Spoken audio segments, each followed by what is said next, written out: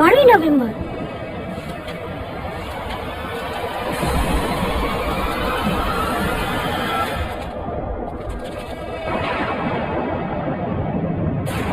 November 1997।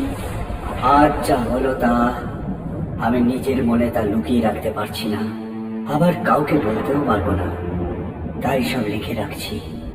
না শান্তনু, আমি তোমাকে এটা করতে দেব না। আরে তুমি জানো যে এই প্রাণদায়ী ওষুধগুলো নষ্ট হয়ে গেছে, আমি জেনে শুনে এগুলো বাজারে ছাড়তে দেব না। আরে এতে প্রচুর লোকের প্রাণহানি হতে পারে।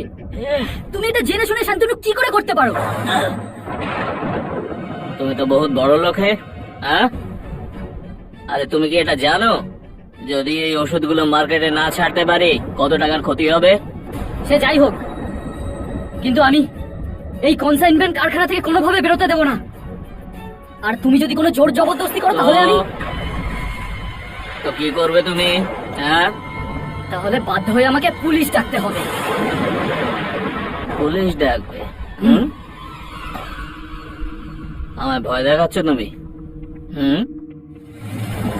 একটা কথা মনে রেখো, আমি যে তোমায় খেতে দিই না তবে তোমার পেট চলে।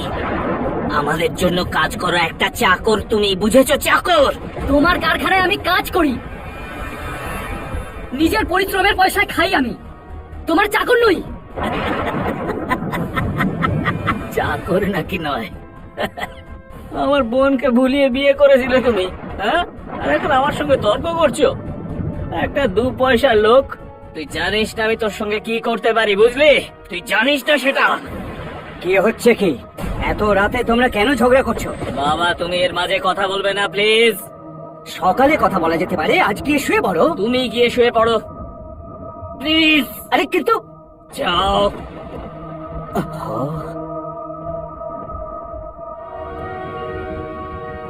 শেষবারের মতো জানতে চাইছি, আমার কাজে তোমার নাক গলানো বন্ধ করবে কি না? তোমার হুমকি শুনে চুপ করে থাকার পাত্র নয় আমি। যেটা ভুল সেটা ভুল, আর আমি কখনো অন্যায়কে প্রশ্রয় দিই না, আর তোমাকেও এটা আমি কখনো করতে দেব না। তুই আমার কথা মানবি না? কখনো না। তুই আমার কথা মানবি না তো? না। কথা মানবি না তো? না। বাবা!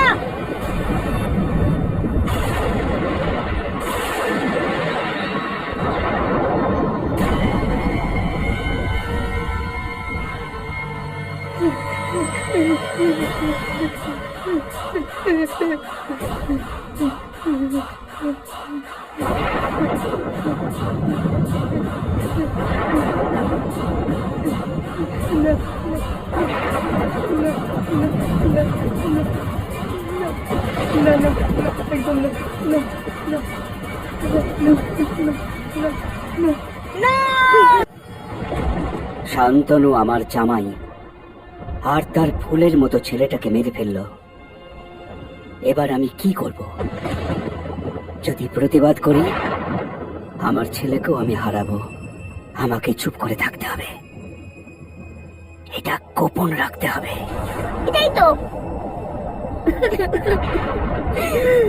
এত কিছু হয়ে গেছে আর আমি কিচ্ছু জানতে পারিনি। প্লিজ মা, কেঁদো না মা। দাদু! দাদু! দাদু! দাদু! দাদু! দাদু ওঠো! দাদু ওঠো! বাবা! দাদু! দাদু!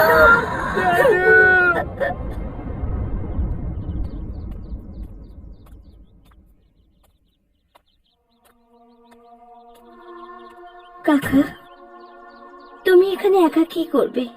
তুমিও চলো আমাদের সাথে। আর এমনিতেও এই বাড়ির সবাইকে খেয়েছে। আমার নিজের ছেলে আত্মা হয়ে গেছে আর এখানে রয়ে গেছে। না মা, এমন বলো না। তোমার ছেলে মৃত্যুর দুনিয়া থেকে শুধু তোমাকে ন্যায় বিচার পাওয়াতে এসেছিল। লোভ মানুষকে শেষ করে দেয়। অন্যায় সবসময় জিততে পারে না। আর মা, আজ থেকে তুমি মালকিন, সাহেবের পুরো সম্পত্তি আজ থেকে তোমার। তুমি তোমার খেয়াল রেখো। তুমিও তোমার খেয়াল রেখো কাকা। চললাম।